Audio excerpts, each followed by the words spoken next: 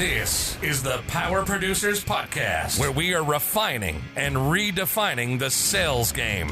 Rule number one is you have to believe in yourself.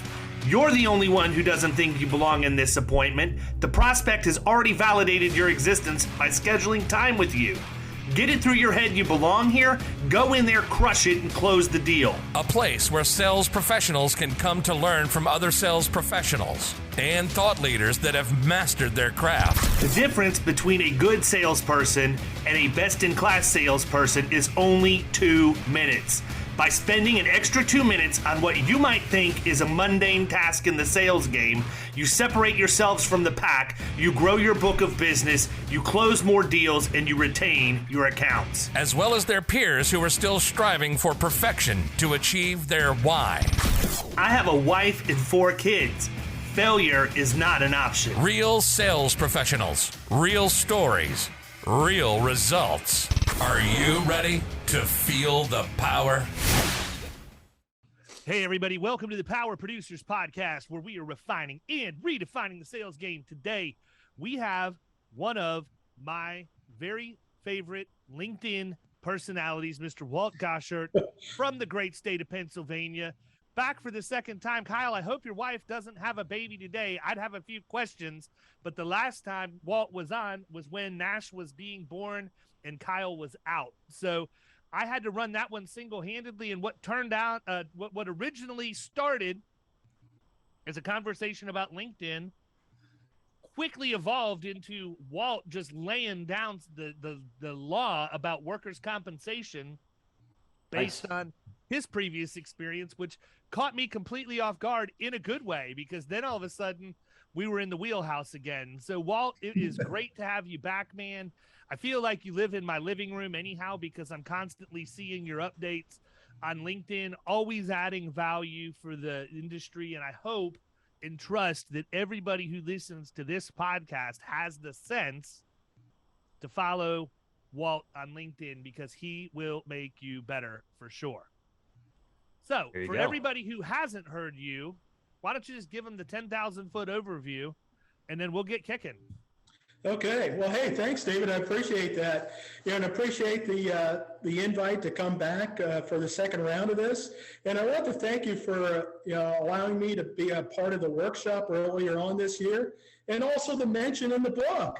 I had to dig for it, but it was there. I forget which page, but it's in there. So really appreciate that. Quickly on my background, David mentioned about work comp. I was an ex-commercial insurance broker out in Colorado. I grew up here in Pennsylvania, but spent a lot of my professional career out in Colorado. Put together one of the first work comp safety groups for the state. And that was a great experience. So, kind of cut my teeth in the work comp arena, and, been online pretty much since the beginning of the internet. One of my clients had one of the first internet service providers. So I saw the impact and the future of what the internet could be. And I've been kind of dabbling around with it, learning every day, and it's exciting stuff. Yeah, absolutely. So talk a little bit about how you made the transition from being a broker to kind of what you do now with helping salespeople become more visible on LinkedIn. Yeah, that's a good question. It wasn't a sudden thing. It was kind of an evolution. I had an opportunity. My dad was ill, so I got out of the insurance business, sold my interest in the agency, and moved from Colorado back to Pennsylvania. It was kind of what sparked that. And I had been doing some side freelance projects, writing projects, marketing strategy projects, actually outside the insurance business. A lot of the projects were with other B2B marketing agencies is where I first started. And, like a lot of people on LinkedIn, I was on it way back when and never could really figure it out, until I really looked at it probably about 5 years ago and saw, geez, there's really some possibilities here. And, went back to my roots saying, geez, what do I really understand? Who really needs help here? And it was those commercial insurance brokers. So that was kind of how the whole thing evolved. then it continues to evolve. What was the specific gap that you saw, or was there something that caught your eye, or like why was the insurance broker specifically, like what were they not doing or doing that was? I think, that's a great question, Kyle. I think the big thing is, we get caught up, in a lot of this stuff, it works, the one-to-one, whether it's calling, doing the door knocks, drop-ins, email out to one-to-one. I think what's the great opportunity is with LinkedIn or online, you have the ability to communicate one to many. So you're able to leverage what you know, what your authority is, how you can create value. The other thing is when you're doing the one-to-one, you're kind of chasing after the people who are in the buying mode, and that's only 3 to maybe 10% of your market that's really looking to buy, switch brokers, do whatever, because they have other priorities going on at that particular time. So you're eliminating that other 90 to 95% of the market, and someone else is going to educate that portion of the market. That's where the real opportunity is. And I think a lot of people miss that. And it's going to become more and more prevalent and more important that you communicate and create that relationship with those people that just aren't ready to buy. Educate them, create value, build trust, build that relationship. And that's the opportunity that LinkedIn affords you. Not only LinkedIn, but your whole online or digital presence, whether it's LinkedIn, Facebook, your website, TikTok, whatever other crazy stuff that's going on that can get you in front of people in the right way. Dave's a big TikTok guy. There's a lot of trolls on TikTok, man. I was going to say, David, I'm really enjoying those little short interviews that your son's doing in the car. Those things are great. Those are awesome, man. So here's a fun fact that he doesn't even know yet. He gets 6 months of recording me, and then I'm flipping the camera, and he can drive to work, and I'm going to ask him. There you go. Make sure he retains all the information, right? Yeah. So I got to, everything I do, I've got to be like getting 2 or 3 things out of any one activity so I can train him, get content out at the same time. Now I can make sure he retains the talent or retains the knowledge and still get content out. It'll be different because it'll be him talking this time. So it's all about leverage, man. Yeah, 100%. So, you've been doing this for a little while. You and I both know this, and we can agree on it. There's a lot of bad actors on LinkedIn. Yeah. Even today, so much automation, and I've always said I am a big fan of automation. I believe you should automate everything you can with the premise of enhancing the human interaction and experience, making the one-on-one stuff much better. So what do I automate on LinkedIn? Content posts, things that I just want to kind of blanket just to get it out there, make sure it gets posted across my different platforms and everything else. What don't I automate? Instant messages.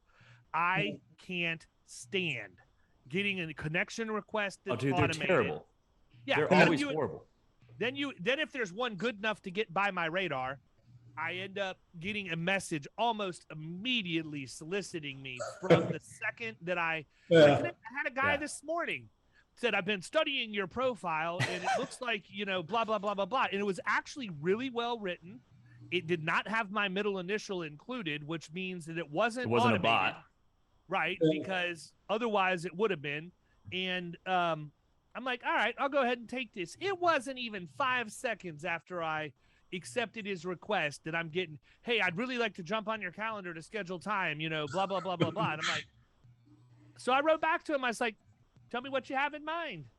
My time's valuable. Tell me what the premise of the conversation is, because I know what he wants. He wants to talk to me about buying my agency, and my agency is not for sale. I'm not going to exit anytime soon. And I told him, I'm like, look, if it's something that I'm interested in talking to you about, you can get on my calendar. If I'm not interested in talking, I'm just not really big for one-on-one get-to-know-you meetings off of LinkedIn until we've interacted a little bit on this platform. Well, see, it gets back to what I was saying earlier there. You're in that 95% who just aren't buyers right now. He missed the opportunity to educate you, to talk about, to send you information, to build that relationship, to say, hey, David, you seem to be on the leading edge of what insurance brokers and what agencies are doing right now. Really enjoy your stuff. He could have commented on your post, interacted with you. He missed a tremendous opportunity to really build a relationship with you because he just decided to just kind of go in for the kill right away. Take me to dinner first. Yeah, get to build the relationship. That's the part that's the opportunity on LinkedIn. And you're right, David.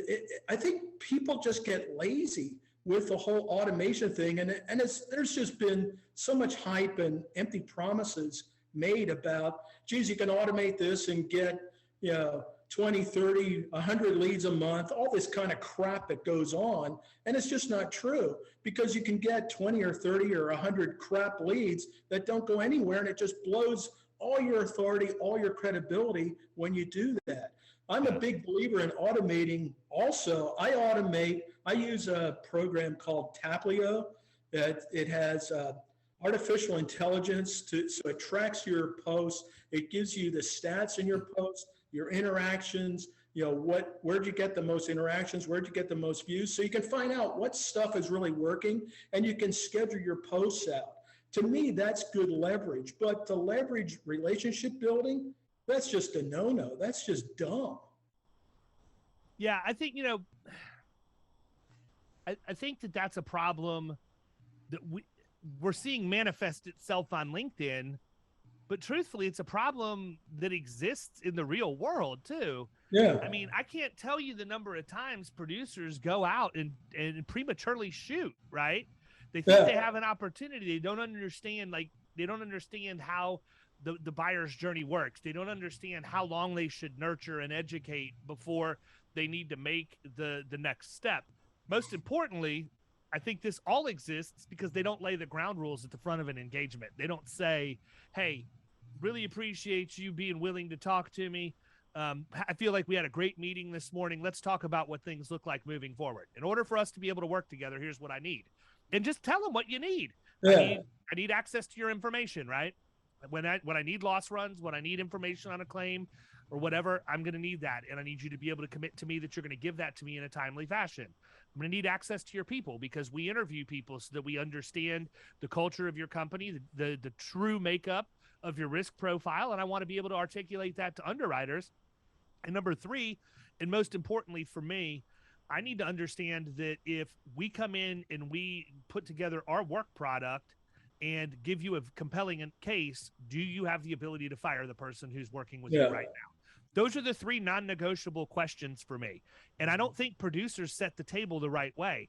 I'm one of these guys. I'll take a first meeting with anybody. I don't care. I will take 100% of the first meetings that are willing to book with me because I feel like we lose 100% of the shots we don't take. And a lot of the time you're meeting with somebody, I see it all the time online where my counterparts are talking about, well, this is just a price buyer, or this guy's, shopping the whole market, or he's shotgunning or whatever else. I take a little different approach. I feel like people do that because they don't really understand there's a better way. They don't understand broker selection. Nobody's ever taken the time to explain to them how it works, why it's powerful. You can go out and you can do market selection, but you're really putting the broker at a disadvantage because they're blindly competing against the other brokers. You could go out and just do an RFP or whatever else. But, truly, if you sit back and you look at every single insurance agent, I feel like by and large, no matter how good we think we are, our average client perceives every insurance agent who has a license to be the same person, 100% across the board, until we go in and do something and demonstrate that we're different. And that's what you do in that first meeting. I can't tell you the number of times I have gone into a first meeting where I thought somebody was going to be a price buyer and they tell me how busy they are before I get there and everything else. And I should be glad that they're taking time to meet with me. And one of my first questions is, if you're so busy, why in the heck are you controlling the renewal process? You're not educated to do this.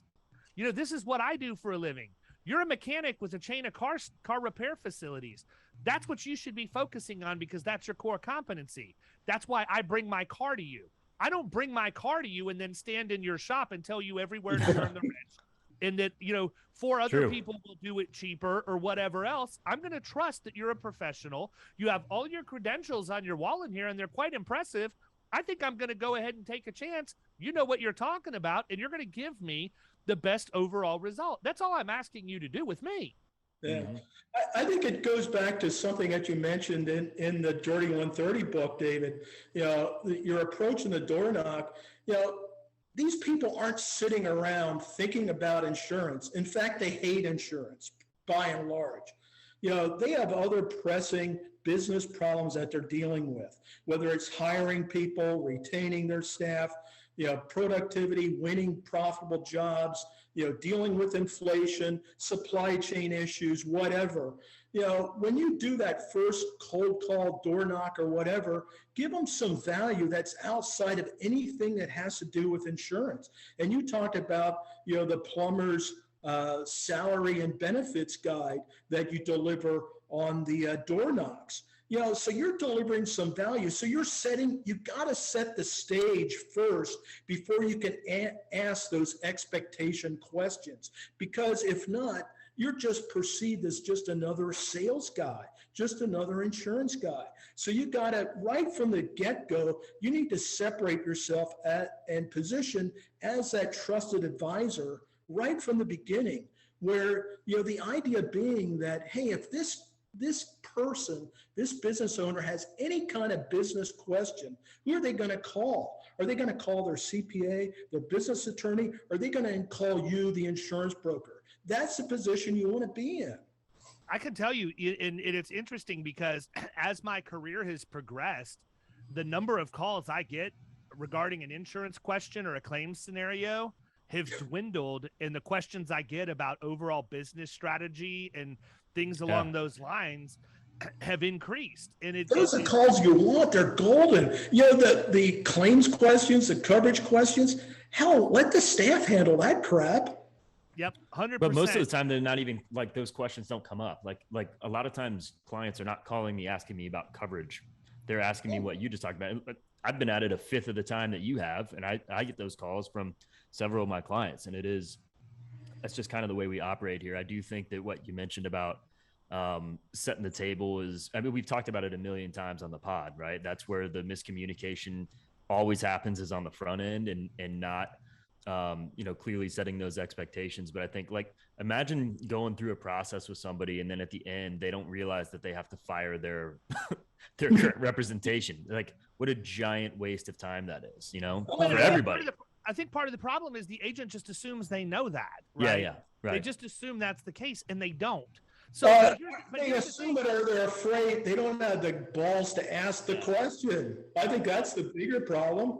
That was the other part of it. But at the same time, why would a client not expect that, right? If you have a better price, they're going to have to fire that person to go with you for price. So True. Regardless of what the reasoning is for hiring, you still need to table the question. And honestly, clients appreciate that. I put out a piece on LinkedIn that was a snippet from a coaching call I had with Aaron Ramsey, who's in Killing Commercial.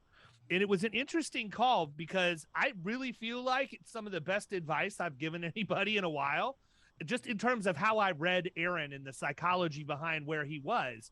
And so to give everybody kind of a background about it, he lost a large account that had been bought by venture capital, and they had purchased the business, and he just never could hit it off with the new person that was the decision maker. He said he tried, but it was obvious this person wasn't interested in building a relationship. And this is a guy who I take him at his word, because Aaron has a very good book of business. He's been doing it for a while.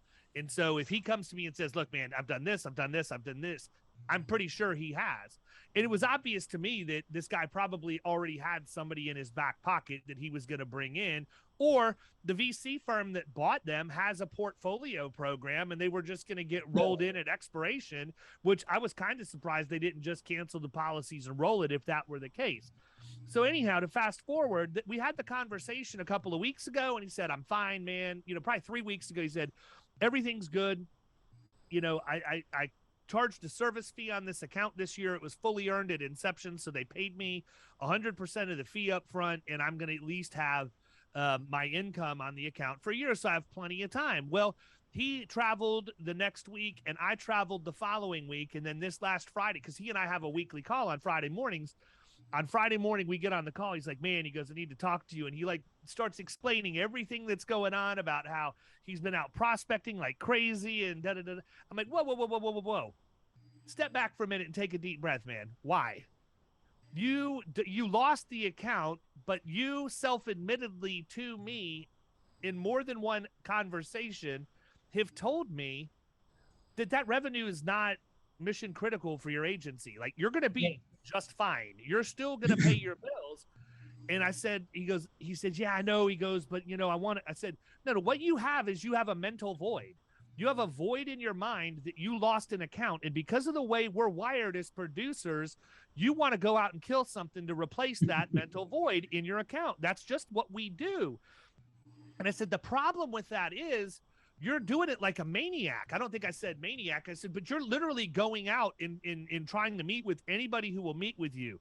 And by you doing that, you're diminishing the value proposition that you personally and that your firm represents to everybody who's already in your client, because you're devoting more time to people who are probably likely not going to ever do business with you because they're all price shoppers based on what you're telling me. That's why they're taking the meeting.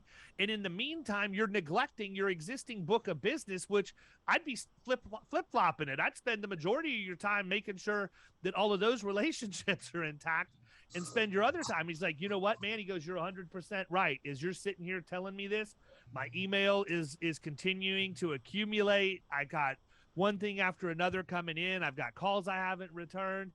And it was like a bright light went off. He's like, you're right. This is a mental issue. This is psychology. It's in my head. Sometimes it's okay to lose an account, man. But if you do, none of us like it. We're not wired to like it. It can be disclosed to us all the way on the front end. But when it happens, we still take offense to it for whatever the reason. And so our first response is to go back and hit back and try and find something to replace it.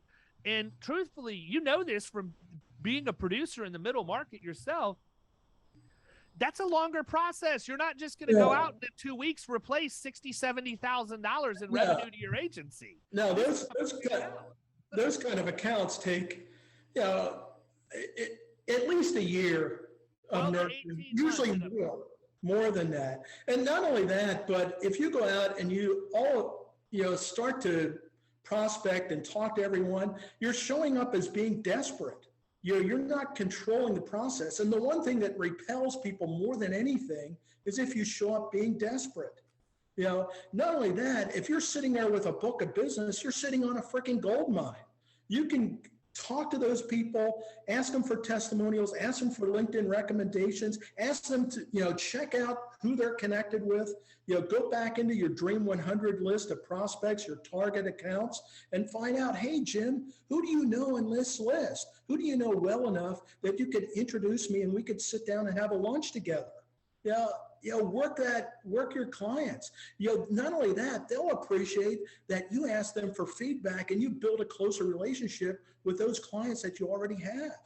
Yeah. And you can continue to round out those accounts. I mean, if you're on all lines of the coverage, that's the easiest sale you're going to make is somebody who's already your client.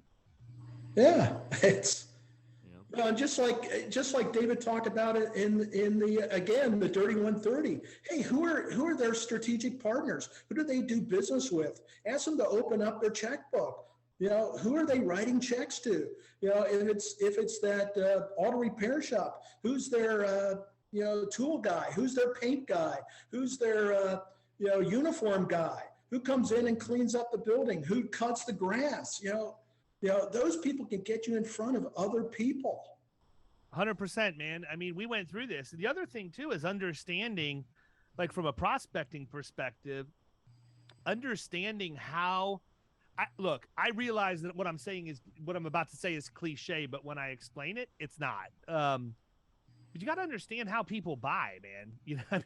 You need to understand how that prospect makes their buying decisions and what their daily or average buyer's journey looks like. We had a guy that we brought in as a producer that I essentially bought his Rolodex because he came from a company that was a distributor of bulk lubricants and fluids for the auto industry, manufacturing. So brake fluid, the high def that I have to put in my diesel truck, all of that stuff. And prior to that, he was at Advanced Auto Parts as a salesperson, outside salesperson for them. So we bring him in, and I've got all these grand plans thinking that this is going to work out great.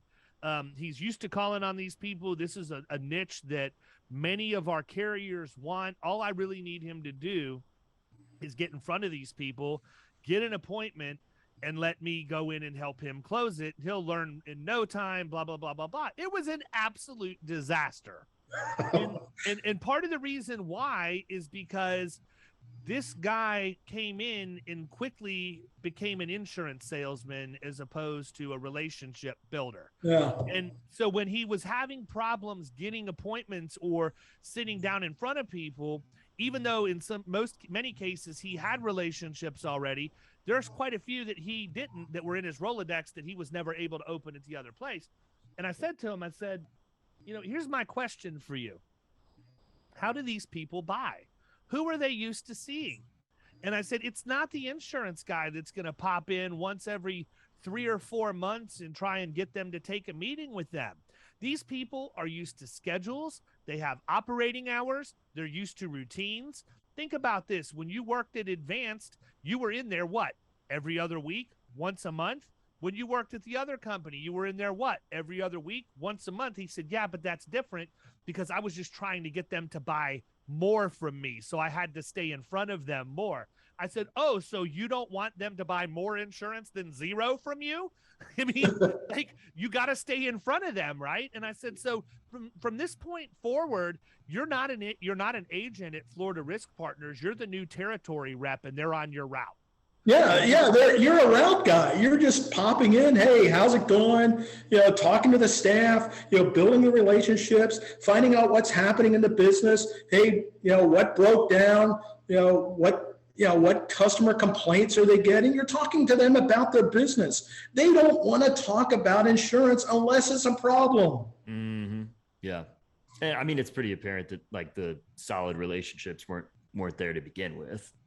Because if they were, then you could have that conversation a lot easier. Yeah, for sure. I mean, there's definitely there's clients that I sold to on Quill back years and years ago that I walked in, and I mean that's how we got our plumbing contractor friends over in St. Pete. I mean, I sold them office supplies, and I walked in there. I hadn't seen those people in. It must have been like 6 years probably. And I walked back in and they're like, oh, hey. And we started talking about the kids and this and everything and all that. And then we walk over to the office and she hands me all her policies and deck pages and stuff and says, I need help. It's like, you gotta also have the relationship. You've got to, you can't like we were just talking about earlier with the LinkedIn stuff. You can't just go straight in for the kill. Like people aren't just wanting to sit around and buy insurance all day. You got to kind of massage that a little bit, especially with that sector of business that we were just talking about. It's something that I talk about, Kyle. Instead of chasing after clients, start to have the mindset of attracting clients. Putting value in front of them, putting the relationship in front of them so that you attract them to you.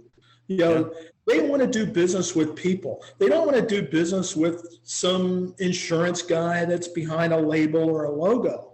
They want to do business with Kyle, with David. That's who they want to do business with.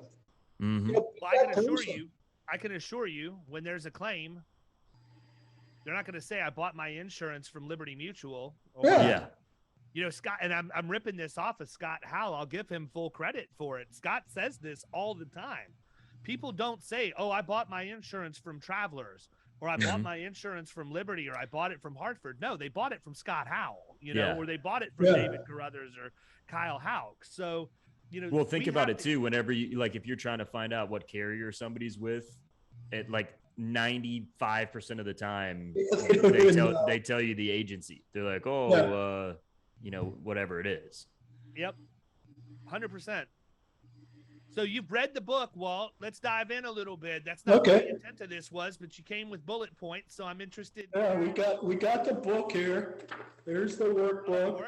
Yeah. And here's the book.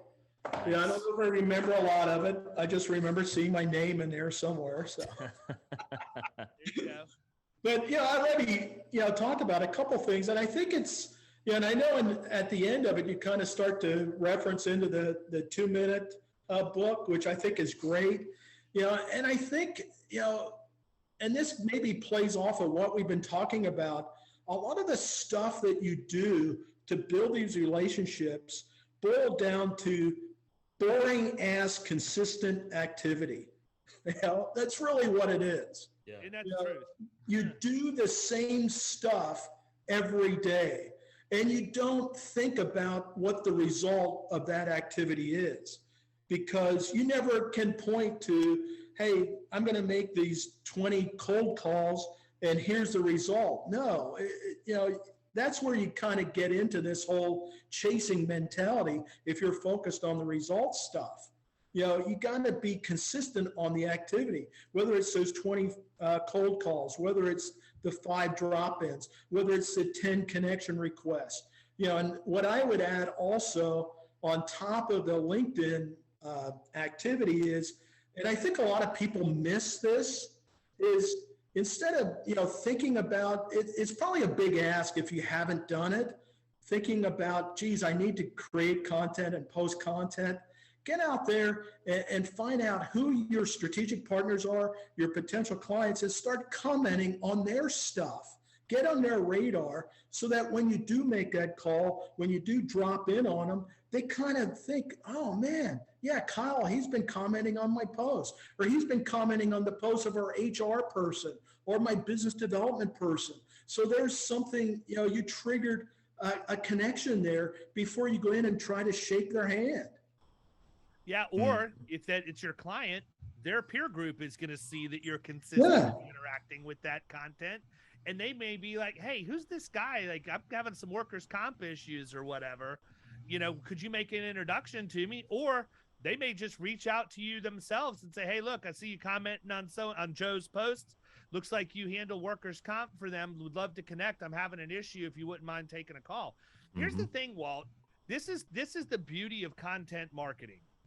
You don't have to worry about who you're attracting, because you're going to attract who your message resonates with. Yeah. It's a completely different thought process than printing out a leads list and calling everybody on that leads list, or going and knocking on the doors or whatever.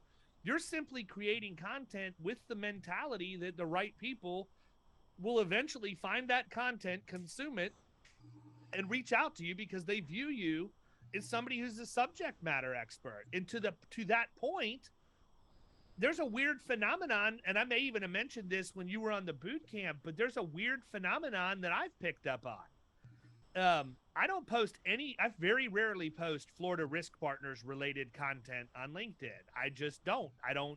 I'm not trying to personally grow my book anymore. It's already at a better than average size, and I work plenty of hours a week to service it, but I also enjoy my time off with my family. So I've chosen not to go out and aggressively market Florida Risk through content on LinkedIn. Now, my producers, that's a different story. They need to go do their own thing. But what I am religious about is what I'm passionate about, in addition to FRP, and that's the podcast, building the Killing Commercial community, the book that I wrote, basically helping make other people better and giving back is what motivates me more than anything else. Money's great, but I really like the satisfaction of taking somebody that really didn't have a clue and building them into $1 million producer. I get a lot of satisfaction from doing that. And so I post the content out there as lead magnets to get people to go to the YouTube channel, listen to the podcast, whatever else. Well, about 6 months ago, I just started getting random messages on LinkedIn from CFOs of companies all over the country. And the basis of the message was, hey, you don't know me, but I was interested if your company does business in our state or not. I've been following the stuff you put on LinkedIn that you teach other insurance agents about how to sell and how to represent their clients. And we're not getting that. We'd like that kind of a business model to work with. are you licensed to do business in our state? Yeah. If you're not, do you have an agency in your network that you could refer us to? Mm-hmm. And that's kind of the funny thing to it. And here's one of the objections I hear from insurance brokers all the time that I work with is, the CEOs, the CFOs, they're just not on LinkedIn. They don't pay attention. They do pay attention. They may not be commenting, liking your crap that you put up there all the time, but something, when it rises up and that insurance becomes a problem and it's a priority, they remember you. I would say 95% of the clients that I've attracted through LinkedIn never liked anything that I posted, never commented anything, never did anything, but same thing, out of the blue, I get a comment or a LinkedIn message saying, hey, I've been following you for a while. We really need to talk. And that's when you know your content, that's when you know you've been consistent, you've been adding value, and it's hitting home. Yep. That's kind of the proof of the pudding there. That's exactly what you were talking about with not paying attention to the direct result of the activity, like immediate, like that. You could have hits on something you did a year ago, much like David was just talking about 6 months ago, whatever. Like it's not always an immediate thing, especially in the insurance buying cycle. I mean, that's been well established. Well, and the thing, Kyle, is all these LinkedIn gurus, they get on there and they're talking about, well, you need to drive a bunch of views. You need to go viral. You need to get a bunch of likes. You need to get all kinds of comments. You need to, hack the algorithm. That's all bullshit. It really is. The right people are going to see your as long as you're attracting the right people and you're repelling the wrong people with your content. That's really what you're thinking. David said it, you have to have this mindset about the content and how you're leading people through that buying journey. How are you educating them? How are you going to build the relationship through the content? And I think a lot of people, especially I think for people who have been in sales one-on-one, it's kind of it's a mind shift. It's not something we've been trained to do, because you haven't done it. And so you try to go for the quick wins or the easy outs and that stuff just doesn't work. And in fact, it's getting more and more. The one thing I can say about LinkedIn, since the pandemic, we've had a lot more people, the work from home crowd, the remote work, the freelancers. The bar has been raised on the quality of content on LinkedIn to be able to get attention. It used to be a lot easier to get attention. Now you need to put out some quality stuff, or it's just not gonna resonate. There's a lot of noise out there for sure. And I mean, I think the other thing is, it goes back to kind of something that I've been talking about over a year at this point. But it's the fact that I feel like too many times we're worried about measuring results. The problem with measuring results is the behaviors have already happened. There's no chance to course correct once you get there.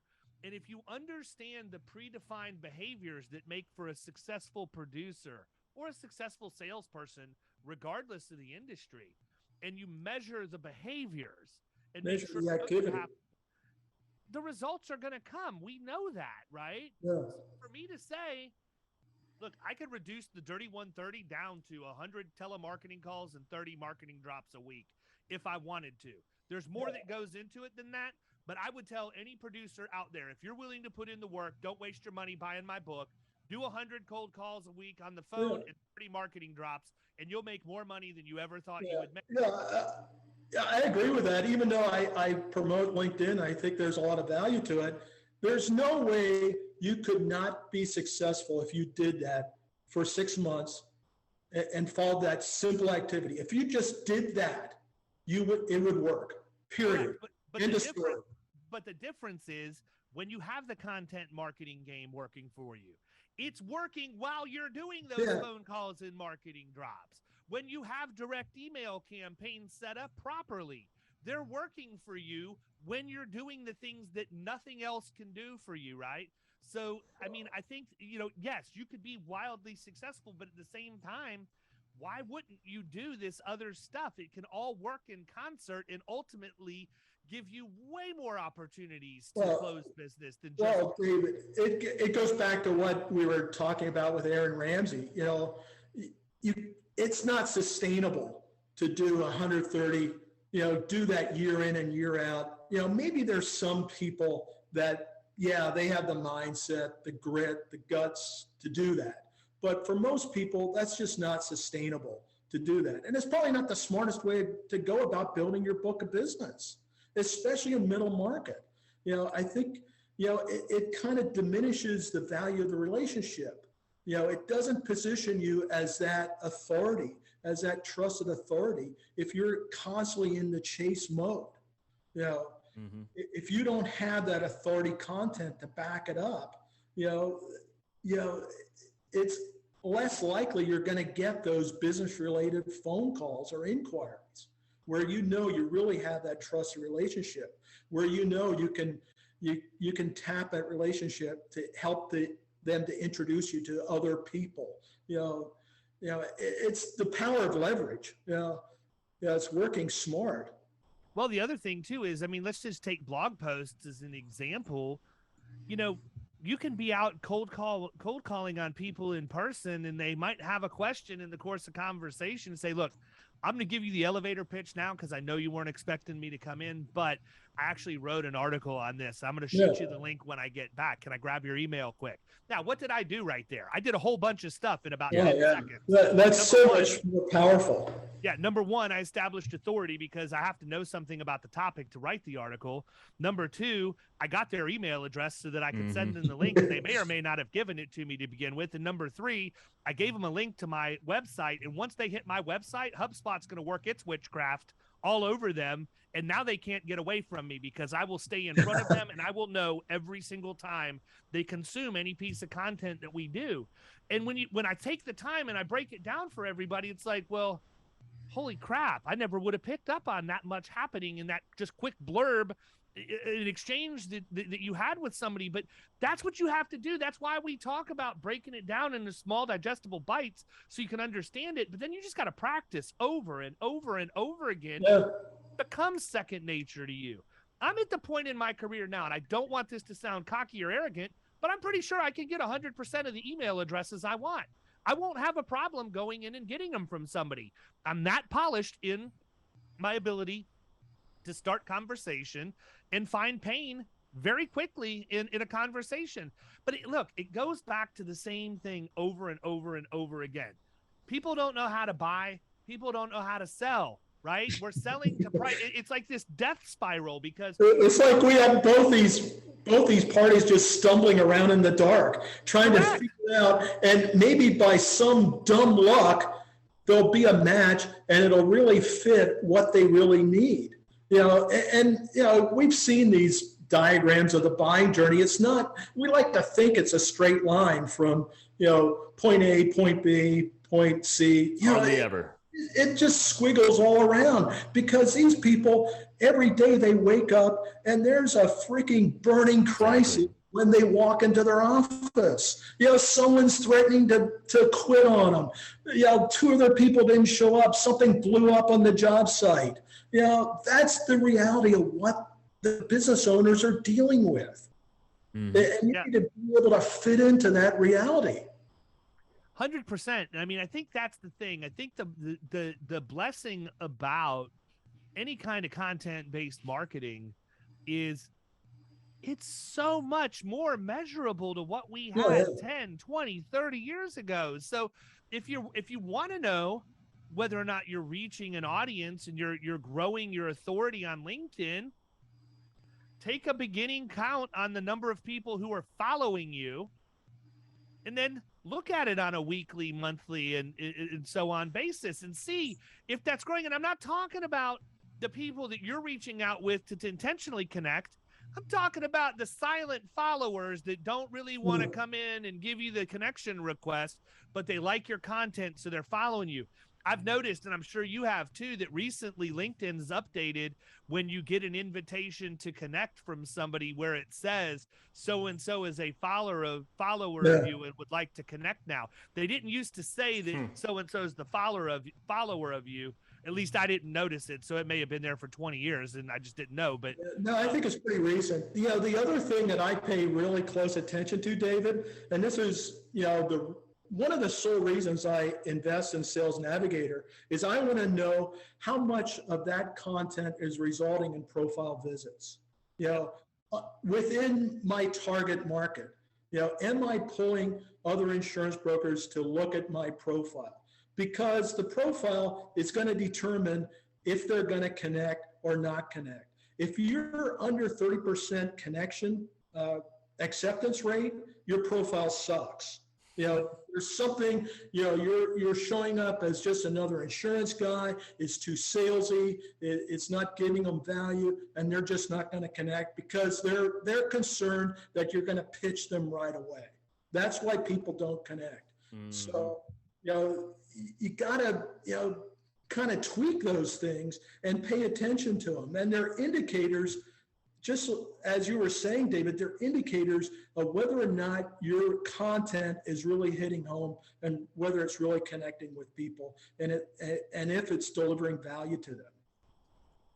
Yeah, 100%. And, the other thing too is I always like to make sure that if I do send somebody a request to connect, it's not, hey, I'd like to add you to my network connection. Right? Put a message in there. There's always going to be a note. And if there's not a note, there's going to be the voice message from me saying, look, probably like me, you get a ton of these connection requests from people you don't want to connect to. And you may choose ultimately not to connect with me, and that's okay. I wanted to take the time to send you the message to let you know that, number one, I'm a real human being. I'm not a computer that's automating this. And number two, you have my word. I'm not going to spam you with a bunch of instant messages or anything else. I simply know that we have a lot of the same connections. We're in the same geography, and it would be beneficial for me to have you in my network. And I would like to think it would be beneficial for you to have me in yours. So, and again, I think it goes back to something I said earlier, is before you just send out a blind connection request, get on their radar first, comment on their posts, comment on other team members. You can find out, through LinkedIn search on Sales Navigator, who else is in that organization and are they posting within the past 30 days? That's the other beauty of what you can find out from Sales Navigator. So you're really targeting and working with those people who are active on LinkedIn. Get on their radar first before just out of the blue you do a connection request. That's a good point. Here's the deal, Walt. This right here, the Dirty 130, cannot achieve its maximum potential in anybody's efforts without the extra 2 minutes, period, right? Well, because that's right. That's the difference. You can go do the LinkedIn requests just like everybody else, but if you take the extra time to send that personalized voice message or that personalized note to give them some level of peace that you're not going to just hammer them the second they accept your connection request, that's what's going to lead to better results. Just like you should take the time to research the people you're going to meet before you go to a first meeting. Yet how many people go in blind and just think, oh, I'm going to go in, I've got this great carrier that's going to be able to get me the best rates and blah, blah, blah, blah, blah. I will chew that person up and spit them out on a new business. With all this stuff online, you'd be a fool to go in blind. Do a little bit of homework. And it's the same thing. You're right, David. It's a case of taking that extra 2 minutes and doing, dropping in some comments before you do the connection request. Send that after they connect, send that voice note or a video walking with a welcome message. So you stand out in their inbox as a real person instead of just some automated message that's, trying to hammer them to get on a phone call. Just saying, hey, great to connect, David. Really like the stuff that you're putting out there on LinkedIn. If ever I can help you, give you some feedback, I'm here for you. Boom, that's it. On your phone, it takes you like 30 seconds to record that message. Mm-hmm. Yep, absolutely. And it's crazy that you wouldn't do it. But you know what? Well, helps me. Well, I think you said it in the book, this holds true for me too. Every time I do that, I'll get a response back. If it's a voice message or a video message on a welcome connection, everyone responds back. They may not all go anywhere, but at least we started the conversation within DM. 100%. Absolutely. So let me ask you this. I always ask for actionable stuff. What are three things besides calling you or reaching out to you to set up time for you to do a deep dive with them, which we're going to get to that in a minute because everybody should. What are three things that salespeople right now can do on LinkedIn to change their perception from their constituency? Yeah, that's a great question. Yeah, I think first of all is you got to really know your market, and zero in on a market. If you're just showing up as a generalist insurance agent, you're just not going to get any traction. So, and a lot of people fight me on this when I tell them this, but, and you don't have to be, married to this market for your whole career, but pick a market. Go in, do the search, find out who the key players are within that market. Within Sales Navigator, you can really drill down by zip code, zip code area. You can drill down by title. You can drill down by industry. You can drill down by the length of time they've been in the job. You can drill down into, hey, who are CFOs within, plumbing contractors over 25 employees who had been on the job less than 6 months. That CEO probably wants to get in there and prove something to the CEO. Maybe he wants to change the insurance program. Those are kind of indicators, triggers to maybe the people that you should be getting on the radar of. The second thing is, and I said this before you just blast out a bunch of connections, get on the radar by commenting. Start to build that content muscle by commenting and not just saying, well, hey, great post, enjoyed it, whatever. Ask a question, leave some insight, leave a comment saying, hey, I agree with this point, I don't agree with this point, or I'm wondering how you do this or what you do about this. Leave some value so that you're showing that you're then establishing that credibility. And the other thing is when you do decide to do content, is do it consistently, whether it's once a week, 3 times a week, daily, whatever. You got to be consistent. Post at the same time, same day, every week, because consistency builds trust. If you're just kind of shotgunning here or there, people they're wondering, well, what the hell's this guy about? What's he trying to do? But if you show up consistently, you start to build the relationship, you start to build expectation, you start to build trust. So those are the 3 things that, just keep it real simple. Yeah, I think that the one thing, if I'm going to give anybody a nugget today, the nugget I'm going to give is, and this doesn't matter whether it's content creation or the conversation that you have when you go out and do a marketing drop. Answer the question your prospect doesn't know they have. Yeah, absolutely. That's what you need to do, because I can't tell you the number of times that I can talk about return to work, and that prospect never even knew it was an issue. Yeah. They were complaining about premium, but they didn't realize that return to work actually could affect the workers' comp premium. And the reason that their mod was as high as it was is because they didn't have that program in place to minimize the indemnity claims, blah, blah, blah, blah, blah, right? Well, they don't know enough about how insurance or how work comp works to ask the question. They don't know unless they experience the claim and it blew up on them. Then they know, and it's a painful lesson for them. And where do they go? They go to the internet to look. How do I do this? How do I do that? How can I control this cost, that cost, whatever else? And if you have good content and you've done your SEO the right way, guess whose answer to their question is going to show up? And if you do a good job of thoroughly answering, because that's the next piece. If you're going to do it, don't just be consistent. You also have to be complete. Okay, I'm going to keep the alliteration going with the C's, but you have to be complete. Don't just throw a little 2-cent answer out for the question. Answer the question in its entirety, because you might get lucky and answer the one piece for one person, but there may be 4 other people who have a question that's sort of peripheral that you could answer at the same time, when ultimately you have a longer form post that's more complete. I'm a huge fan. Look, I understand that from an SEO standpoint and how Google rates stuff, we bounce all over the place. And I've heard recently that Google has now changed the algorithm again to put a heavier emphasis on educational content. The more you educate, the better your SEO is going to be. But here's the thing. I know beyond a shadow of a doubt that if I have a person who responds to me after reading 30 seconds of a post, or a person who spent all 7 minutes to read the entire post, I know who I want to have the phone call with. Yeah. It's the person that spent the 7 minutes. Sure. People who have the ability, who have the wherewithal to go through the long form content typically have a bigger problem. They're actually in the position right now where you've captured their attention in the first couple of seconds, and they've read through the entire thing, and they're already beginning to think about what it would be like to have a conversation with you.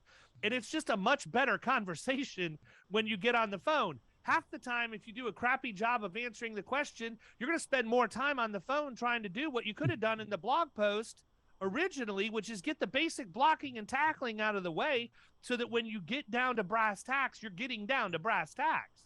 Well, the other thing, David, and we didn't really get into this, if you do a long form blog post or a video, workshop, whatever, you have the ability to slice and dice that content, and you can do a snippet of that post and start to grab attention with a LinkedIn post, because again, it gets back to that buyer's journey. There are people that are on the top of the funnel, they're in the middle of the funnel, and they're in the bottom of the funnel.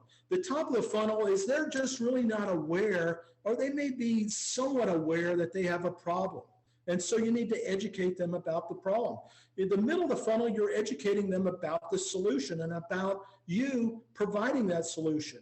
The bottom of the funnel, you're educating them about why they need to hire you to solve that problem for them. So you need to provide all those forms of content to educate them through that buyer's journey.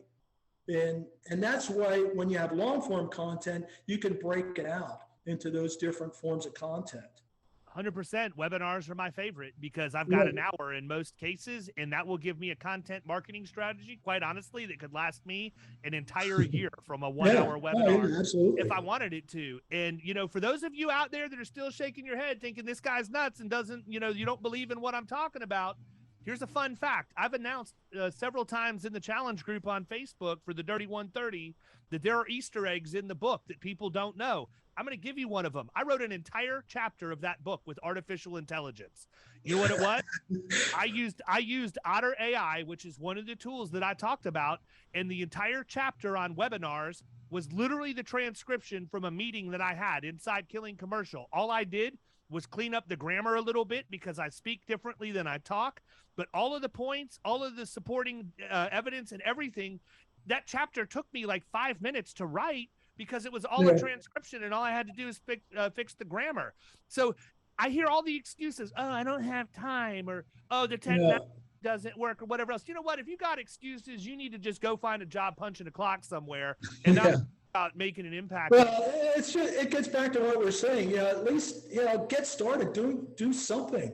There's no reason you can't start to comment on posts. There's just no reason you can't start to do that. Right.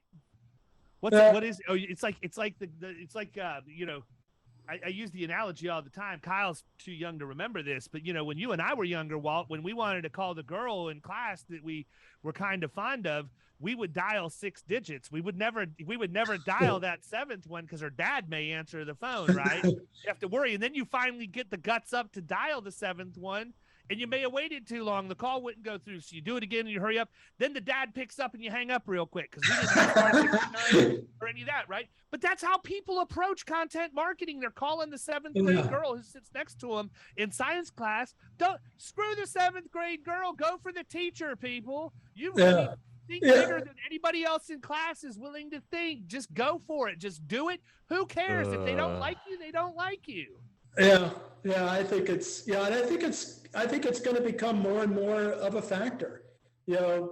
It's just, as I said before, the bar's being raised. I think it's tougher and tougher to get people on the phone. We now have a generation of people who just don't answer the phone.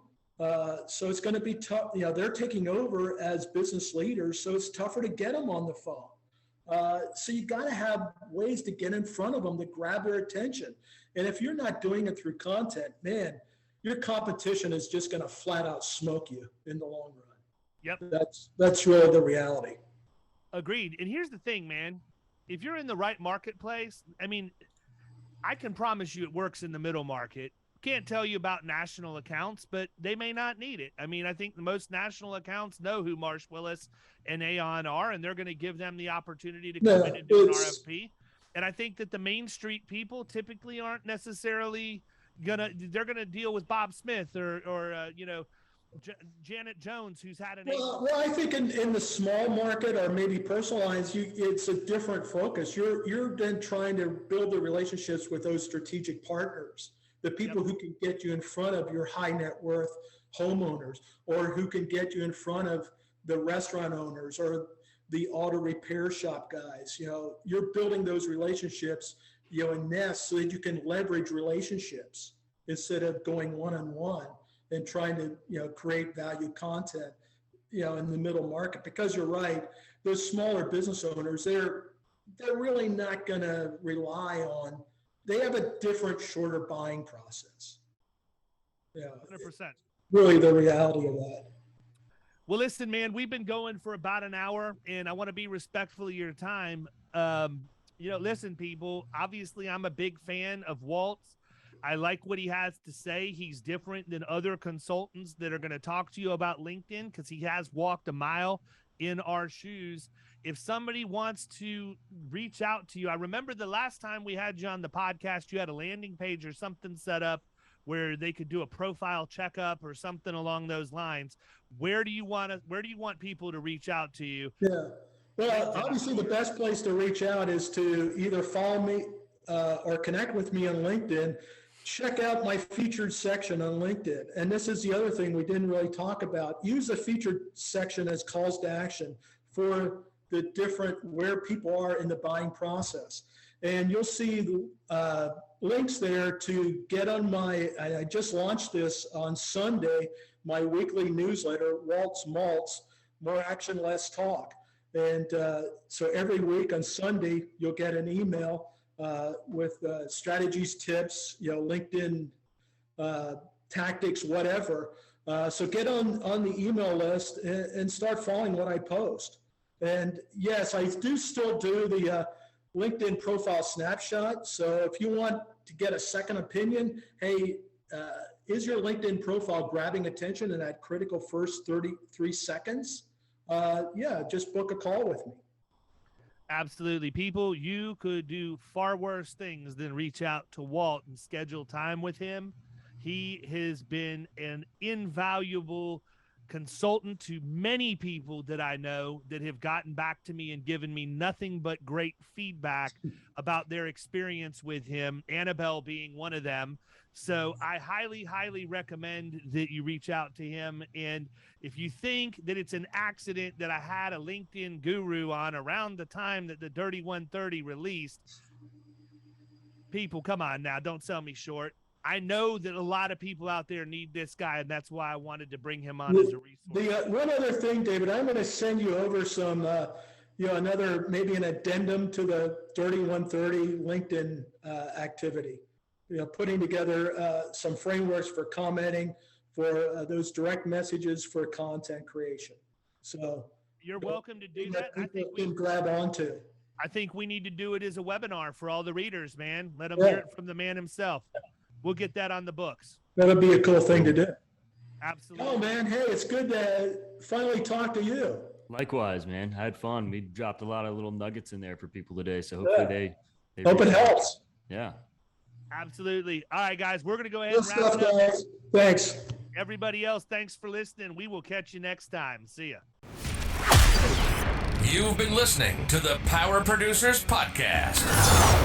You can follow Killing Commercial Insurance on Facebook and YouTube. And if you want to take your game to the next level, check out our book, The Extra 2 Minutes, and our website,